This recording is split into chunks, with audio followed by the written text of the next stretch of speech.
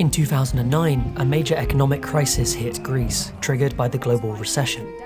In the immediate aftermath of this, Greek filmmaker Yorgos Lanthimos came to international attention with his bizarre family drama Dogtooth, the first of a mini wave of art house films showing a very different Greece to that promoted by tourism imagery and films like Mamma Mia. Lanthimos and his peers reflected their troubled economic context in a series of films that embodied absurdity while focusing on stories of fractured families. Academics have described it as biopolitical realism, but to put it more simply, this is what became known as the Greek Weird Wave.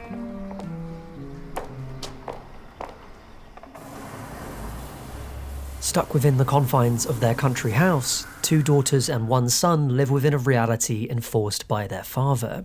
Strangely infantilized, their only interaction with the outside world comes from Christina, a security guard from father's work who moonlights as a sex worker for the son. All families have their own language, an idiolect, but in Dogtooth, this unique family has one disconnected from the real world. Following tapes created by mother and father, the children learn that salt is telephone and this created language reinforces their constructed worldview. A cat is a ferocious creature and an imaginary brother lives over the fence. The children's day is regimented by lies, full of performative activity designed to keep them in line. By adopting a detached, dispassionate visual language, Lanthimos imbues the odd rituals of the family with an absurd humour. Perhaps, he seems to suggest, our world would look just as strange if viewed from the outside. And while the children are imprisoned, keeping them isolated is itself a difficult, time-consuming task that affords precious space for anything else. Besides, father's real world is drab, regimented and industrial. Maybe the children have the better deal after all. If the idea of curiously infantilized, sex-obsessed adults is starting to sound familiar, Attenberg's interest in bizarre dance rings even truer. Marina is an isolated woman living with her terminally ill father. Her only friend, Bella, fills their days with more and less informative ideas about sex. Μεγάλη, μικρή, μεσαίη, ζαρωμένη, τόρη και γαλακτερή, ζουμερή.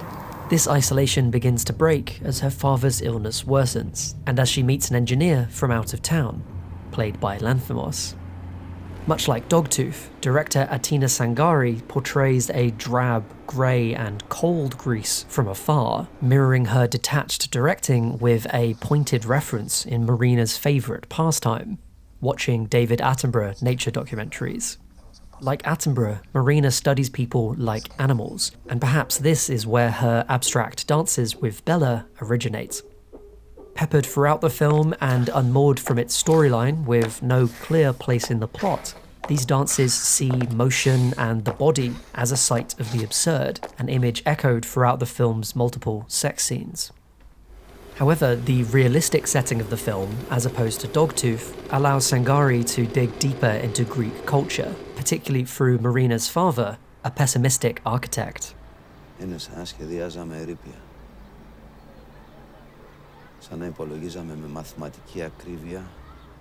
While Lanthimos and Sangari's films are closely related, other Greek directors also took on these themes of crumbling society and absurdity. In Hectorus Liizos' Boy Eating the Bird's Food, a young man without work is forced to steal bird feed in order to survive. In Yannis Economidis' films like Nypher and Stratos, economic hardships drive ordinary people to crime, with family conflict following close behind. Most strikingly, several films from the era return to early Greek tragedy themes and depict incest as an extension of the breakdown of established order in society.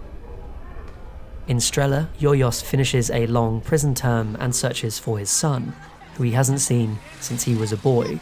Now, the Strela of the title lives as a woman, a transgender sex worker whose attempts to get closer to her father go awry when they have sex. Unable to connect as father and child, they instead connect as lovers, constructing an extremely taboo family. Despite the grounded tone of the film, key moments in their relationship are linked by an incongruous CGI vision depicting Yorgos' recurring dream. An ironic echo of a children's illustration, the vision melds comforting and uncanny elements in a clever reflection of the film's central themes. The legacy of the Greek weird wave lives on, influencing films like Christos Nikou's Apples, as well as in the work of Yorgos Lanthimos.